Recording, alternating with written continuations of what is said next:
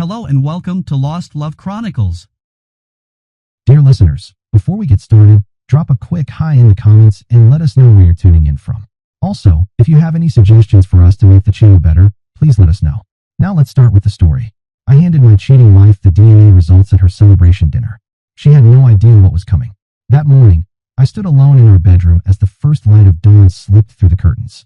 In my hands was Ivy's silk scarf, soft, delicate, the kind of thing she'd wear to some fancy hospital gala or a night out with her doctor friends.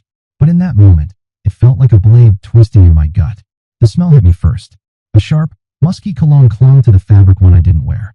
It lingered like an unwelcome guest.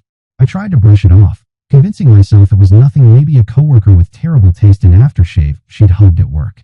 But then I saw it. A bright red lipstick stain, smeared along the edge. A shade she never wore. My stomach dropped. I just stood there, staring, my thoughts racing while my body stayed frozen. 13 years of marriage, and it all began to unravel not with a blowout argument, but with a quiet, sickening moment I couldn't erase. I'd been ignoring the signs for months. Ivy's late nights at the hospital had become routine. Her excuses? Long shifts, extra paperwork. I never pushed her. I trusted her. She was a pediatrician, after all, dedicated to saving children. And me? I stayed busy too, crunching numbers as a financial consultant, keeping our life in Ridgewood Heights comfortable. We had a good setup, the big house with a wraparound porch, Caleb and Aria laughing in the backyard, a marriage that looked perfect from the outside. But that scarf changed everything. I dropped it on the dresser, then spotted my shirt, the one she wore the night before after spilling wine on her dress, draped over the chair. I picked it up, and there it was, another lipstick mark on the collar. Same red. My chest tightened. This wasn't an accident. She wasn't just cheating, she was leaving evidence, like she wanted me to catch her. I don't know how long I stood there holding that shirt, my mind spinning. The kids were still asleep down the hall. Caleb, 11, probably dreaming of baseball. Aria, 8, curled up with the stuffed bunny she never let go of. The house was silent, but inside my head, it was chaos. How long had this been going on? Who was he? Another doctor? A patient's father? I kept picturing her laughing with someone else, touching his arm, while I stayed home cooking dinner for the kids. My throat burned. I wanted to scream, to shake her awake and demand the truth. But I didn't. I gently laid the shirt back down, smoothed it like nothing was wrong, and went downstairs to make coffee. That's when it truly hit me. Ivy hadn't just broken my trust. She had shattered everything we built. And worse, she wasn't hiding it anymore. The rest of the morning passed in a blur. Ivy came downstairs smiling, her hair damp from the shower. "Morning, Alec," she said casually, grabbing her coffee mug like it was any other day. I muttered something back, my eyes drawn to her neck, wondering if that cologne still lingered on her skin. She didn't notice or didn't care. She kissed the kids goodbye, grabbed her bag, and headed off to work. I stood at the kitchen window, watching her car back out of the driveway, my hands gripping the edge of the sink. 13 years, 2 kids, and the life I believed was ours now slipping through my fingers. I didn't know exactly what to do next, but one thing was certain. I wasn't going to let her play me for a fool anymore. That scarf, that lipstick, they weren't just signs. They were the beginning of something I couldn't ignore. Something that would change everything I thought I knew about Ivy, about her family, about myself. The rest of the day felt like a fog. I tried to work, but I was barely present. Normally, diving into my clients' portfolios brought me comfort. Numbers were clean, predictable, something I could control. But not today. Every time I blinked, I saw that red lipstick. I could still smell the cologne. By the time I picked up Caleb and Aria from school, I was unraveling. Still, I kept it together. "How was your day, bud?" I asked Caleb, ruffling his hair. He shrugged and mumbled something about a math test. Aria, full of energy, talked nonstop about a new friend she'd made. Her voice was bright and unbothered. I smiled, nodded, pretended everything was normal. But inside, I was falling apart. How do you tell your children that their mother might not be who you thought she was? You don't. Not yet. So I held it in. Made spaghetti for dinner. Helped with homework. Ivy texted to say she'd be late, another emergency at the hospital. I didn't respond. Once the kids were asleep, I returned to the bedroom, picked up the scarf, and sat on the edge of the bed. My marriage was dying. I didn't know if I could save it, or if I even wanted to. What I didn't know was that Ivy had started something, and I wasn't going down without a fight. The next morning, I sat at the kitchen table. The kids were already at school. The house was quiet, save for the soft hum of the fridge. Ivy had left early again, like she always did lately. I sat there with my coffee, staring at the chair where she'd sat just hours earlier, smiling, pretending everything was fine. To everyone else, we were perfect. Alec and Ivy were the golden couple of Ridgewood Heights. Friends would tell us how lucky we were, how much they envied our life. At parties, Ivy would lean into me, laughing at one of my dumb jokes, her hand resting gently on mine like it belonged there. I grew back, proud to be her husband, proud of the life we'd built. Caleb and Arya were the heart of it. Caleb, with his quiet, thoughtful way. Arya, a whirlwind of joy. People looked at us and thought, that's what love looks like. But that morning, with the memory of the scarf burning in my mind, I saw the truth. It had all been a lie. The love I thought we had was already gone, and I had been too blind to see it. Looking back, the signs were there scattered across the last few years like breadcrumbs I should have followed. It started small. She began staying late at the hospital, blaming a heavier workload. I believed her, even brought her dinner some nights. She'd kiss me quickly, say thanks. But her eyes never truly met mine. I figured it was just stress. Being a pediatrician isn't easy. Sick kids, anxious parents, long hours. I didn't want to add to her burden by complaining. But then the distance started creeping in. Our bed felt bigger, emptier. When I reached for her, she'd roll away, murmuring that she was tired. I'd lie there, staring at the ceiling, convincing myself it was just a phase. We'd had rough patches before, tight finances when I was starting my business, the sleepless nights after Arya was born. And every time, we made it through. So I believed we'd make it through this too. I was wrong. It wasn't just the late nights or the growing silence between us. It was the accumulation of small, sharp moments I kept brushing off. The way she began correcting me in front of others, subtle jabs, disguised as humor. At a barbecue last summer, I was telling a story about a client when she cut in. That's not how it happened, Alec. You always exaggerate. Everyone laughed. But it hit me hard. She'd never done that before, not like that. Or how she'd gently pull her hand away when I tried to hold it at hospital events, dismissing it with a smile that didn't reach her eyes. Meanwhile, I'd stand there, publicly singing her praises. I couldn't do what I do without Ivy. She'd smile, say something sweet in return, but it felt rehearsed, like we were reading from a script we'd both memorized too well. I kept thinking it was my fault, that I wasn't enough, that I needed to try harder. So I did. I planned date nights she'd cancel. I brought home flowers she'd forget they were there. I was chasing a ghost. The kids didn't say anything, or maybe they sensed it, and I just didn't want to see it. Caleb had gotten quieter, retreating into his room with his video games. Arya still hugged us both, but her questions stung. Why is Mommy always gone? I'd smile and lie. She's helping sick kids, sweetie. She'd nod, believing me. I wanted to believe it too. But the truth was, Ivy had checked out of our marriage long before that scarf appeared. The late nights weren't all about work. The emotional distance wasn't just fatigue. She was pulling away, brick by brick, building a wall I didn't see until it was too high to climb. And I was too busy trying to be the good husband to notice. Maybe it started 2 years ago, when we went through IVF for Arya. Back then, she held my hand, cried with me when we got the good news. Now I wonder if even that was real. I took a sip of coffee, cold now, and looked out the window. The backyard, the swing set Caleb and I built last spring, gently swaying in the breeze. A reminder of better days. I thought about the hospital fundraiser last month. Ivy had been radiant, working the room with ease. I stood by the bar, chatting with her colleagues. They patted me on the back, said how lucky I was. I smiled, agreed, playing my part. But replaying it now, I could see it differently. The way she kept checking her phone, slipping away to take a call, returning with that tight, distant smile. I'd asked who it was. She'd said, just work. I didn't push. I never pushed. And that was my mistake. The perfect life we built wasn't perfect at all. It was just a stage. And while I stuck to the script, she'd already begun rewriting it. The question now wasn't how we fell apart, it was what she was hiding, and why she'd let me find that scarf. I stood in the kitchen that morning, a week before our 13th anniversary. The house was still quiet, the kids asleep upstairs. Ivy was in the shower, the faint sound of running water echoing through the pipes. I tried to stay busy wiping down the counter, setting out cereal bowls, anything to keep my thoughts from spiraling. But they wouldn't stop. The scarf, the lipstick, that cologne. They'd been gnawing at the edges of my mind for days, keeping me awake at night, churning through every quiet moment. I kept telling myself I was overthinking it, that there had to be a reasonable explanation. Maybe I'd confront her soon, maybe even plan something nice for our anniversary to help reset things between us. I reached for her phone on the counter, not to snoop, just to check our shared calendar. I wanted to see if we could plan a weekend away, just the two of us. Try to fix whatever was cracking between us. But the moment I unlocked the screen, everything changed. His name was right there, Dr. Miles Harris. A text notification glowing like a warning flare. And my stomach dropped like I'd been hit in the gut. Miles. I knew him. Tall. Polished. One of those smooth-talking doctors from the hospital. I'd shaken his hand at events, Made small talk about golf and the weather while he smiled that practiced, charming smile. The message was short, but brutal. Last night was perfect. Can't wait to see you again. What are you telling him? My hand started to shake. The phone slipped slightly in my grip. I didn't even think, just started scrolling, my thumb moving faster than my brain. And then it all spilled out. Months of messages. Plans for secret meetups. Meet me at the lake house. 8 o'clock tonight. Inside jokes.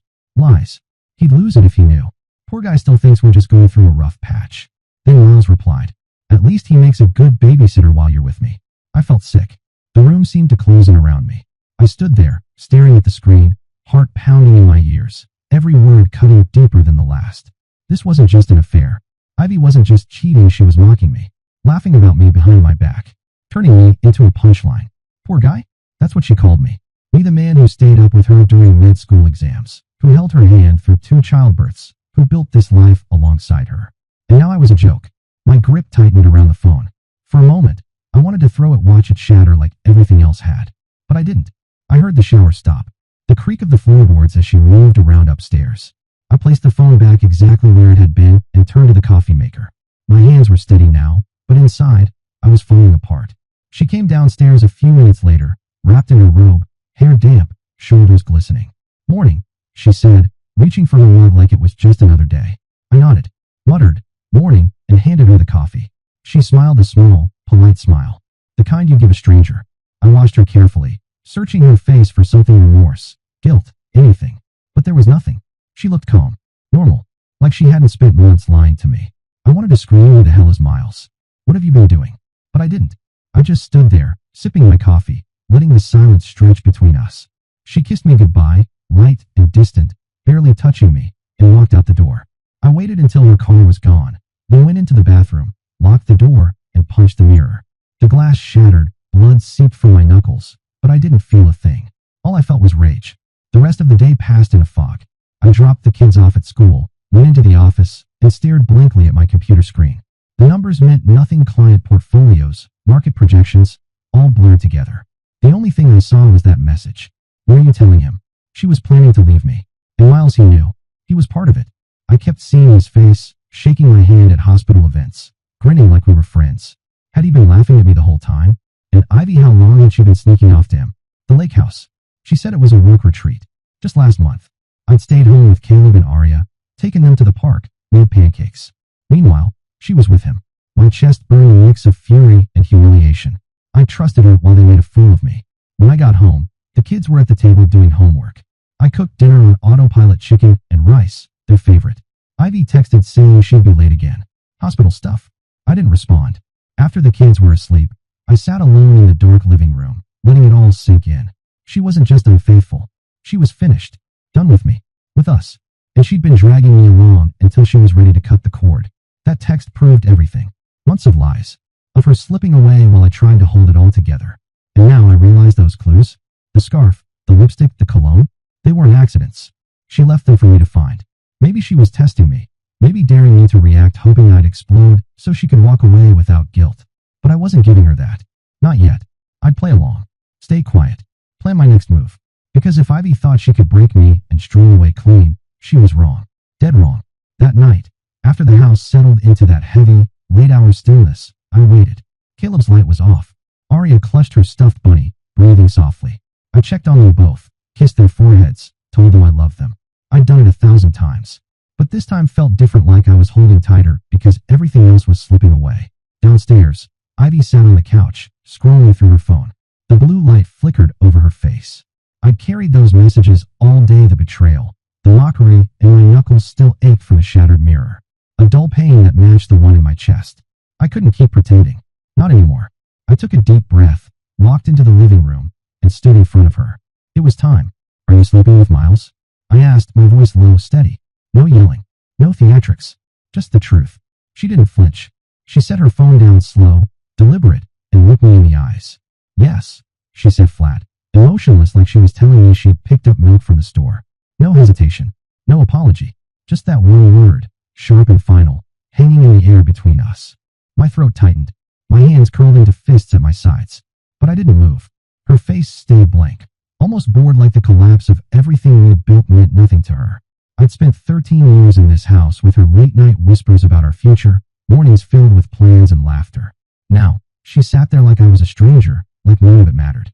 "I want a divorce, Alec," she said, leaning back into the couch and folding her arms across her chest. That was it. No tears. No argument. Just a cold, final sentence like she was reading from a script. I didn't answer at first. I just looked at her trying to find any trace of the woman I'd married in those hard, vacant eyes. The Ivy who laughed with me over burnt dinners, who sobbed into my shoulder the night her father died. But she was gone, replaced by someone who had planned this, had probably rehearsed it with Miles while I played the part of the loyal, clueless husband. I wanted to ask why, to scream, to beg, but I didn't, because the way she said it so calm, so certain told me everything. This wasn't some impulse. It was calculated. I was just the last loose end to tie up. So I nodded slowly and said, "Okay." Her eyebrows lifted just slightly, like she was surprised I didn't break down. But I turned and walked upstairs without another word. I wasn't giving her the satisfaction. The next morning, I woke to the sound of her moving around in the kitchen. I stayed in bed for a minute, staring at the ceiling while the weight of what happened settled over me. My marriage was over. Just like that, with a single word and a shrug. I got up, dressed, and headed downstairs. Ivy was pouring coffee, acting like it was any other morning. On the counter beside her mug was a business card, her lawyer's name printed in sharp, black ink. She didn't say a word about it, just sipped her coffee and glanced at me. "I'll be at the hospital late again," she said. Then she grabbed her bag and walked out. I picked up the card, ran my thumb along the edge, and felt something shift inside me. Cold resolve. She thought that was it. That I'd quietly sign the papers, let her run off with Miles, and disappear from the picture. She was wrong. I dropped the kids at school, drove to the office, and sat down at my desk, the card still in my pocket. My hands weren't shaking anymore. The shock was gone, replaced by something harder, sharper. She'd played me, but I wasn't going to crumble. I'd helped build this life, our home, our family, my career. I wasn't just some footnote she could cross out. I thought of Caleb and Aria, how peaceful they looked as they slept last night. They didn't ask for this. They didn't deserve to be caught in the fallout. And Miles smirking, texting her behind my back while I tucked our kids into bed. He didn't get to win either. I pulled out my phone, searched his name, and found his bio on the hospital website. Dr. Miles Harris, pediatric surgeon, polished and perfect. I hated him, but I hated her more for letting him in. By lunchtime, I made a decision. This wasn't just about losing a wife. I was stepping into a battle. Ivy thought she had it all figured out. Drop a bombshell, walk away clean. But that business card she left on the counter, that wasn't the end. It was the beginning. Something wasn't adding up. The scarf, the lipstick, the cologne. She hadn't been careful. She'd practically laid it all out for me to find. Like she wanted this confrontation, like she was baiting me into it. And now that I was in it, I wasn't going to let her control the narrative. I was going to dig. I was going to fight. And I was going to make damn sure she regretted underestimating me. Because the real betrayal wasn't just the affair, it was what she thought she could get away with next. That afternoon, I sat across from Derek Reyes in his office, the city skyline stretching behind him through a wall of glass. He was sharp, one of the best divorce attorneys in town, known for navigating messy cases and winning. I called him right after dropping the kids at school. Ivy's lawyer's card was still in my pocket, burning like a warning I couldn't ignore. My hands were steady now. My head was finally clear. Derek listened without interrupting as I laid it all out. The scarf, the lipstick, the texts, her cold yes, the divorce bombshell. He took notes, nodding now and then, but never breaking eye contact. When I finished, he set his pen down and said, "Start digging, Alec. If she's this bold, there's more she's not telling you." His words hit hard, and they felt true. That evening, once the kids were in bed, I got to work. I pulled out our financial records, joint accounts, checking, savings, investments. I managed it all for years. Ivy trusted me with the money while she focused on her career. I never questioned anything. I was too busy keeping everything else together: bills, vacations, baseball games, dance recitals. I grabbed my laptop, a stack of bank statements, and a beer. Then I sat down at the kitchen table. The house was dark, the fridge hung quietly behind me. At first, it all looked normal. Mortgage payments, groceries, Caleb's baseball fees, Aria's dance lessons. Then I saw it. A $5,000 withdrawal, 6 months ago, to something called Horizon Holdings. I frowned. Flipped to the next month.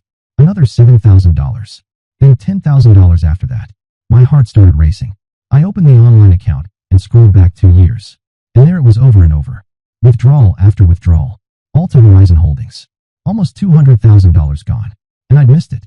How? I'd been too focused on holding everything else together. Keeping our family afloat. I hadn't seen her siphoning money right under my nose. I searched Horizon Holdings on my phone. Nothing clear, just a vague business listing, No real information. And then it hit me. The dates lined up. Every large withdrawal matched a specific time 2 years ago when we went through IVF for Aria. That whole period had been a blur of appointments, stress, and Ivy's late nights at the clinic. Now, I wasn't so sure they were all at the clinic. She'd said it was work those late nights, the weekend shifts, but now I wasn't so sure. What was she really doing with all that money? The next morning, I called the bank. My voice stayed calm, though inside I was anything but. The representative confirmed it. Horizon Holdings was a private account registered under Ivy's name alone.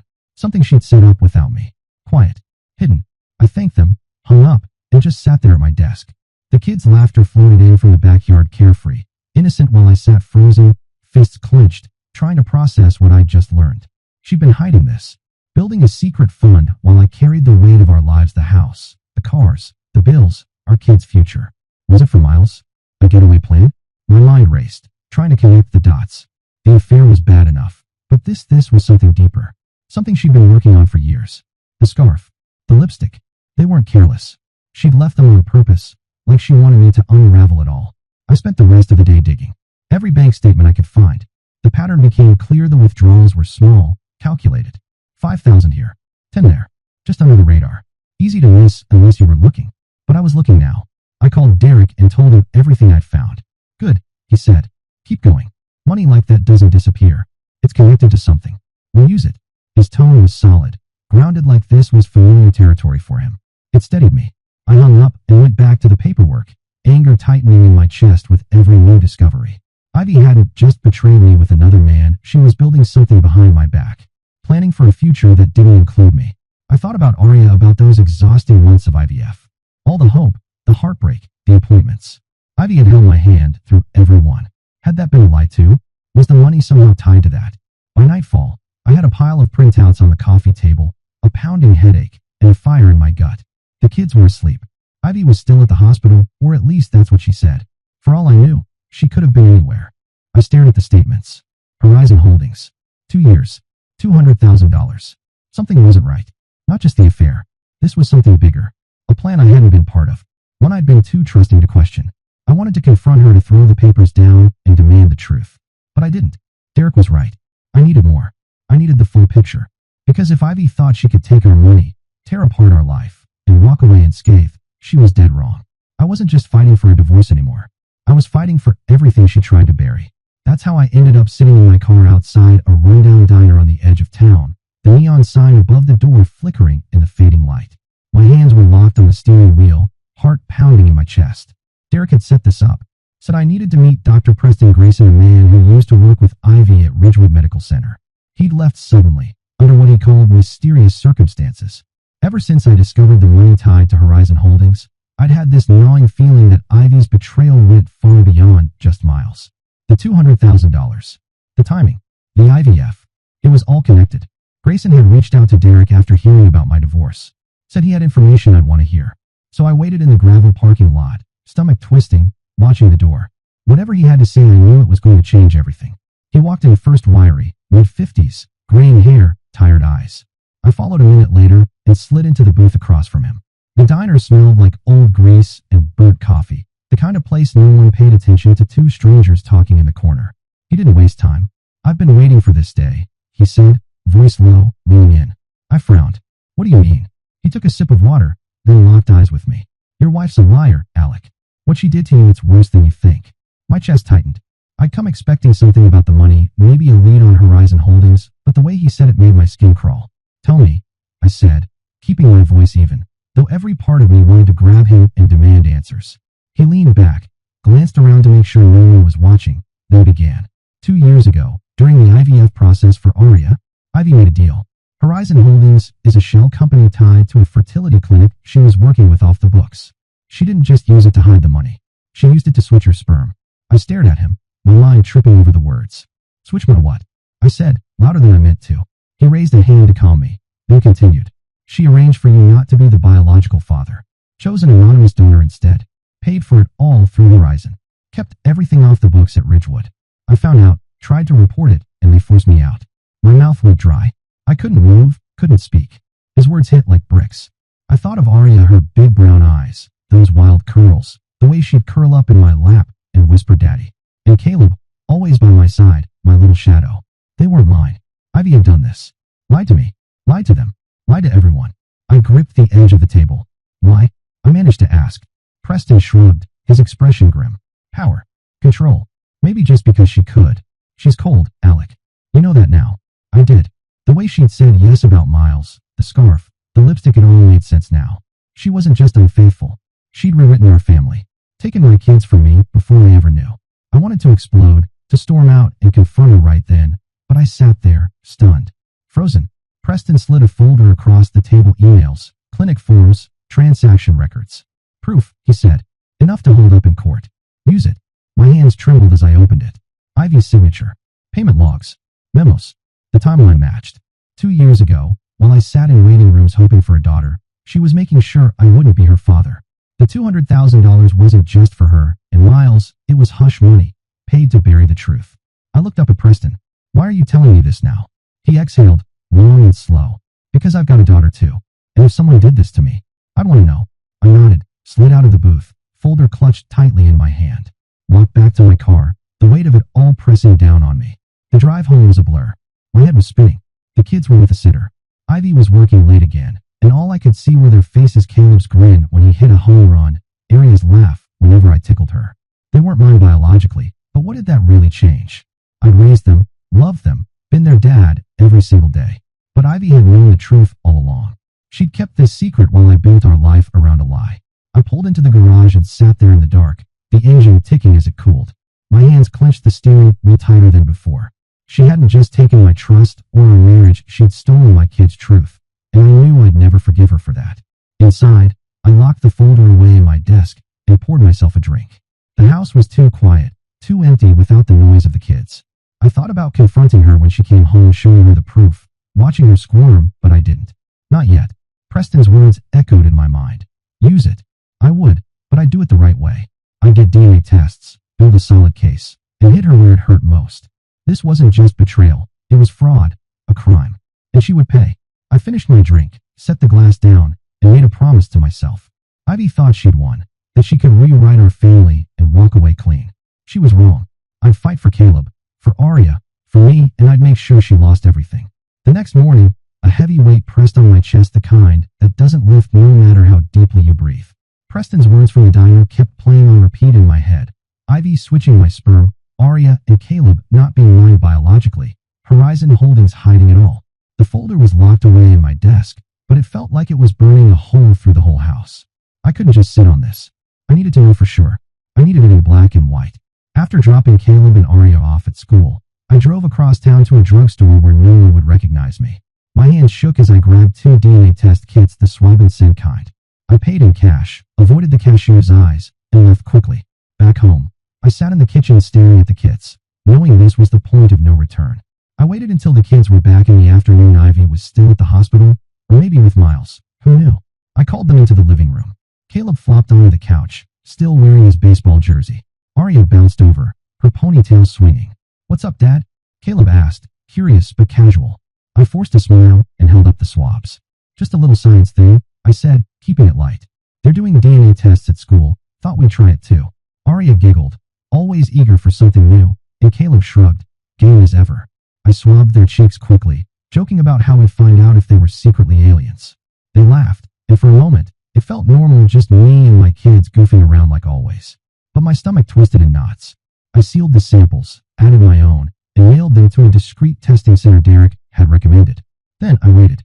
The next 5 days were hell. I went through the motions: work, school runs, dinners with the kids, but my mind was somewhere else entirely. Ivy drifted in and out, offering her usual late-night excuses that barely registered with me. I didn't confront her, didn't even look at her longer than necessary. Maybe she didn't notice, or maybe she just didn't care.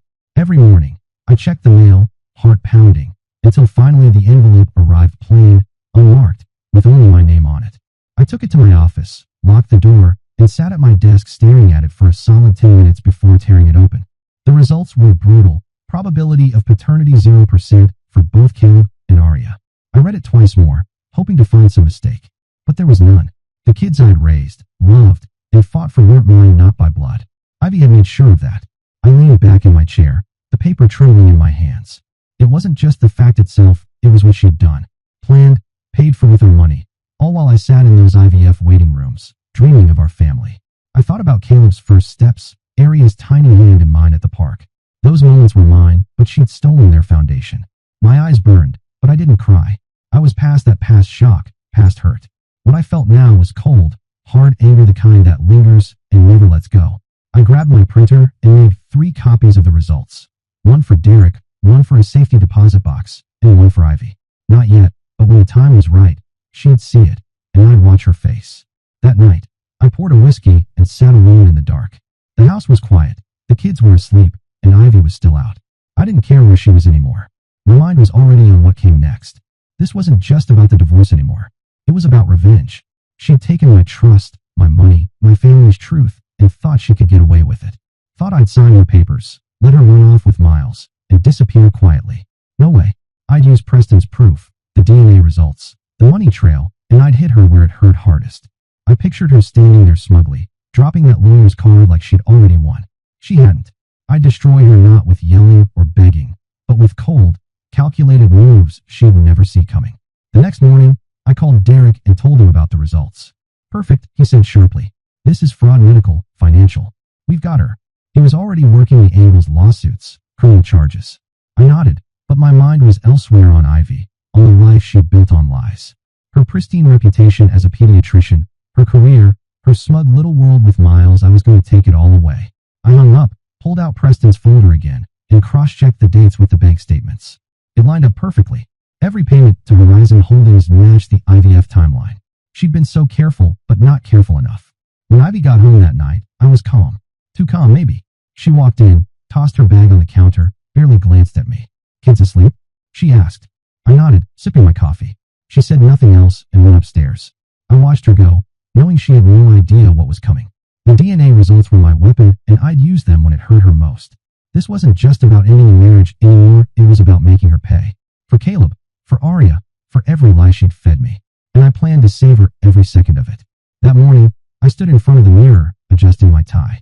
My reflection met my gaze with hard, steady eyes.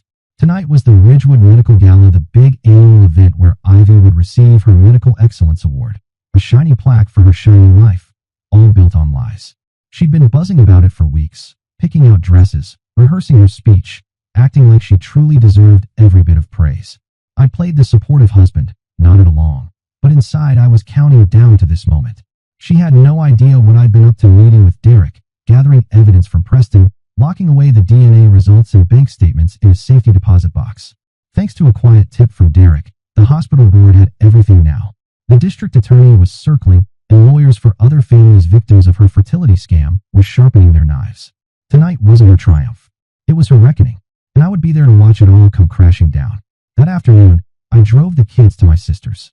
Caleb grumbled about missing his game, while Aria hugged me tight and asked why I looked so serious. "Just a big night, kiddo," I said, ruffling her hair. I hadn't told them their mom's world was about to collapse. They'd find out soon enough. And I'd protect them when it happened. Back home, I slipped into my best suit, the black one Ivy always said made me look sharp. She was already gone, probably at a salon, texting Miles about their celebration later. I checked my phone. Derek's last message said board's meeting now. Stay cool. I pocketed the phone, grabbed my keys, and headed to the gala. My pulse was steady, but my mind raced with what was coming. The venue was packed when I arrived. Doctors, donors, hospital bigwigs mingling under glittering chandeliers, champagne glasses clinking. Across the room, I spotted Ivy, radiant in a deep blue dress, laughing with colleagues. Miles hovered nearby, his hand casually brushing her arm. I clenched my jaw but kept moving, blending into the crowd. People nodded and greeted me. "Hi, Alec. Good to see you. Ivy's night, huh?" I smiled tightly and politely. They didn't know I wasn't here to celebrate her. I grabbed a drink, leaned against the bar, and waited. The program began. Speeches, awards, the usual pomp. When they called her name, the room erupted in applause. She walked up with grace and confidence, and my stomach twisted with a mix of anger and satisfaction. Her speech was flawless, humble yet proud. She thanked her team, her patients, even me, with a little wave in my direction. "I couldn't have done it without my family," she said, and the crowd ate it up. I raised my glass, playing along, but my eyes were fixed on the board members in the front row. They weren't clapping anymore. Dr. Ethan, the hospital chair, leaned over and whispered something to the woman next to him, his face grim. Ivy didn't notice. She was too busy basking in the spotlight. When she finished, the applause was loud, but it faded quickly. Dr. Ethan stepped to the microphone and cleared his throat. "Thank you, Dr. Warner," he said, his voice tight. "Before we proceed, we have an announcement." Ivy froze, her smile faltering as I straightened up, my heart pounding. "We've received serious allegations," Dr. Ethan announced, his voice steady but heavy. "Regarding Dr. Warner's conduct, specifically financial and medical misconduct tied to Horizon Holdings and fertility treatments. Effective immediately, she is suspended pending investigation." The room fell into a stunned silence before rumors erupted. Ivy's face drained of color, the awards slipping from her hands. She looked around frantically, her eyes locking onto mine. I met her gaze, calm and cold, and took a slow sip of my drink. Miles stepped back, his charm wiped away, confusion clouding his features. People started whispering, "What's Horizon Holdings? Misconduct?" I saw the moment she realized this wasn't a mistake, it was deliberate. She stumbled off the stage as reporters swarmed, and I stayed put, watching her unravel. I didn't move until she pushed through the crowd toward me, eyes wild. "You did this," she hissed, her voice trembling. I set my glass down and leaned in close. "You did this to yourself," I said quietly but firmly. "Enjoy your reward." Fury and fear flashed across her face before she spun around and bolted for the exit, Miles trailing behind like a lost puppy. The room buzzed with shock and questions, phones lighting up with texts, but I felt steady, almost light. I'd pictured this moment for days, planned every step with Derek, and it had gone better than I'd dared hope. Her career, her reputation, it was crumbling, and I'd been the one to light the match. I left soon after, the cool night air hitting me as I stepped outside. My phone buzzed. Derek again. "She's moving fast. She's done." I nodded to myself, got in my car, and drove home. The house was empty, the kids still at my sister's. I sat in the living room replaying it all, Ivy's smug smile fading, the board's announcement, the look on her face. It wasn't over, not yet. But tonight was mine. She'd thought she could cheat, lie, and walk away clean. I made sure she couldn't. As I poured a drink and settled into the silence, I let myself savor every second of her fall. The next morning, a strange calm settled over me, the kind that follows a storm you've been bracing for. The gala had been a knockout blow. Ivy's award night turned public humiliation, and I'd watched it unfold with a satisfaction I hadn't expected. She sent me a string of furious texts late that night. How could I? She'd regret this. But I didn't reply. Let her stew. Today, I had one final move to make, one I'd been saving for the perfect moment. She and Miles were celebrating at La Bella Vita, our favorite restaurant, the place where I'd proposed 13 years ago. I'd heard her on the phone yesterday, planning it before the gala fell apart, probably expecting to toast her victory. Now, it would be something entirely different, and I'd be there to deliver the final blow. I spent the day with the kids at my sister's, keeping things normal.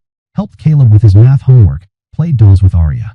They didn't know about the gala yet, and I wasn't ready to tell them. "Where's Mom?" Arya asked quietly at one point. I forced a smile. "She's busy with work, sweetie. She'll see you soon." It wasn't a lie, not really. She'd have to face them eventually. By evening, I dropped the kids off with the sitter, got dressed, dark slacks, a crisp shirt, no tie, and grabbed the envelope from my desk. Inside were the DNA results. The results were stark and undeniable. Probability of paternity 0%. I made an extra copy just for this moment, folded it neatly, and slipped it into my jacket pocket. My hands were steady as I drove through the city, the lights blurring past. This was no longer about anger, it was about finishing what she'd started. I arrived at La Bella Vita about 20 minutes after they had. I called ahead, asking the hostess to text me when they sat down. The restaurant was warm and familiar, soft lighting, the clink of glasses, the scent of garlic and wine filling the air. I spotted them immediately. Ivy and Miles at a corner table, her in a red dress, him in a suit. They leaned close over half-empty wine glasses. She was talking, hands moving rapidly, probably still angry about last night. Miles looked tense, nodding along quietly. I lingered by the door for a moment, my chest tightening with the memory of proposing here, down on one knee, her laughing, the whole room applauding. Now, this was their place. I pushed the thought away, squared my shoulders, and walked over, the weight of the envelope pressing against my ribs. They noticed me as I approached. Ivy's eyes widened, then narrowed, her lips curling into that smug smirk she'd worn far too often lately. Miles shifted uneasily, his usual charm nowhere to be found. I stopped at their table, calm and composed, and nodded. "Evening," I said evenly. Ivy leaned back, crossing her arms. "What are you doing here, Alec?" she snapped, sharp and loud enough to draw a few curious glances. I didn't flinch. "Just dropping by," I said, pulling the envelope from my jacket. Congratulations on your freedom. Thought you'd want this. I slid it across the table, slow and deliberate, watching her face closely.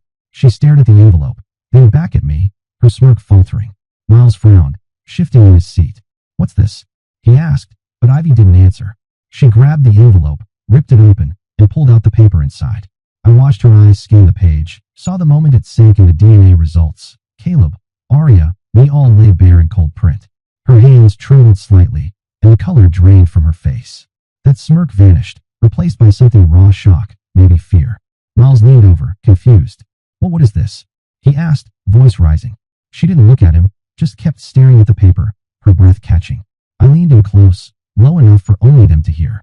Looks like your boyfriend's the only real father at this table, I said quietly, but sharply. Funny how that works. The restaurant seemed to fall silent, or at least it felt that way, the hum of voices fading as heads turned. Ivy's eyes snapped up to mine, wide and wild, like she couldn't believe I'd actually done it. Miles grabbed the paper from her and scanned it, his face twisting in disbelief. Ivy, what the hell? He started, but she cut him off, slamming her hand on the table. You bastard, she hissed at me, her voice trembling. I straightened, met her glare with a steady one of my own. Takes one to know one, I said, then turned and walked away, feeling their eyes burn into my back. The room buzzed again with whispers and gasps, but I didn't look back. I'd said what I needed to say, dropped the bomb I'd been holding, and left her to choke on it. Outside, the night air was cool and crisp. I stood by my car, letting it all sink in. She'd opened that envelope thinking she could handle anything I threw her way, but she hadn't expected this. Not here. Not like this. Miles's confusion, her panic, it was perfect.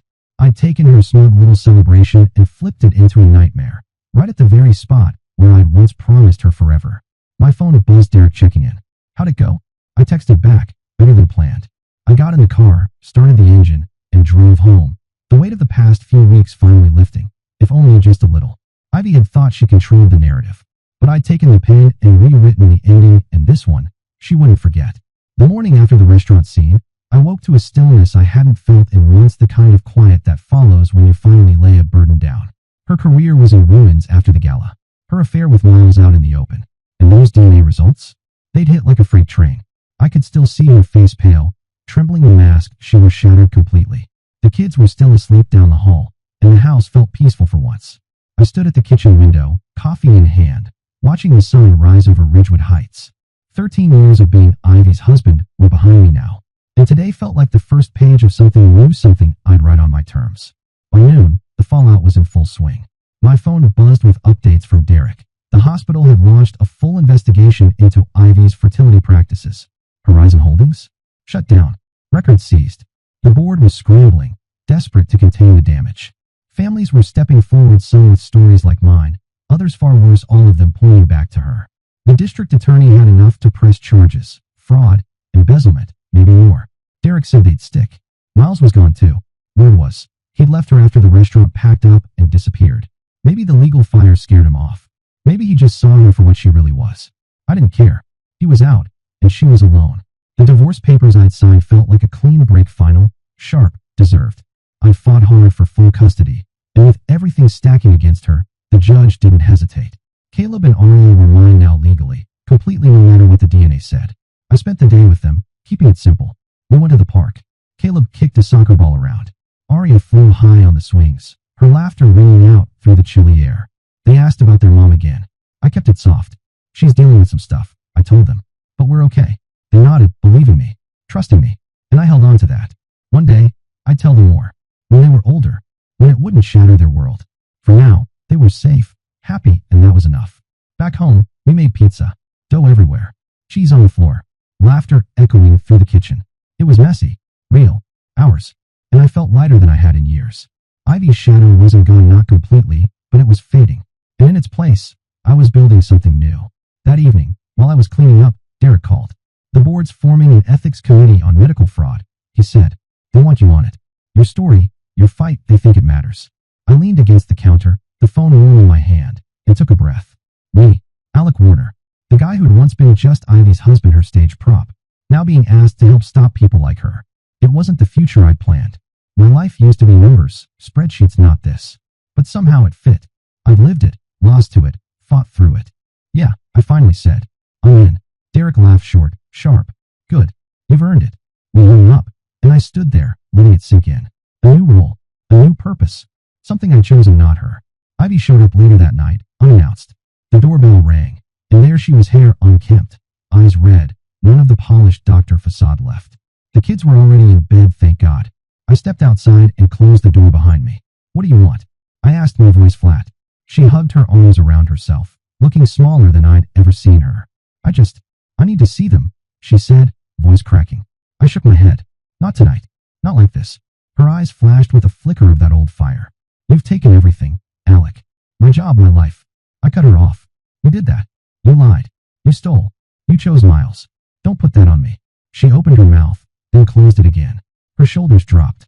Tears spilled silently as she turned and walked away, her car peeling out down the street. I watched her go and felt nothing. No pity. No regret. She'd made this bed. The next few days passed quietly, steadily. I returned to work, met with clients, started rebuilding our routines. The kids adjusted. Caleb opened up more. Arya clung to me a little less.